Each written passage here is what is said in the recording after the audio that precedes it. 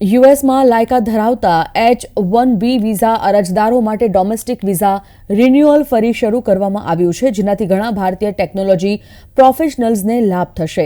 આ પાયલટ પ્રોગ્રામને white house હેઠળની ટોચની નિયમનકારી સંસ્થા દ્વારા સમીક્ષાની મંજૂરી આપવામાં આવી છે. H-1B વિઝા એ નોન ઇમિગ્રન્ટ વિઝા છે, જે યુએસ કંપનીઓને ટેકનિકલ કુશળ સ્ટાફની જરૂર હોય તેવા વિશિષ્ટ વ્યવસાયોમાં વિદેશી કામદારોને નોકરી આપવાની મંજૂરી આપે છે. ટેકનોલોજી કંપનીઓ ભારત અને ચીન જેવા દેશોમાંથી દર વર્ષે હજારો કર્મચારીઓની ભરતી કરવા માટે H-1B પર નિર્ભર છે. આ પાયલટ પ્રોગ્રામમાં શરૂઆતમાં 20,000 વ્યક્તિઓ સુધી મર્યાદિત હશે.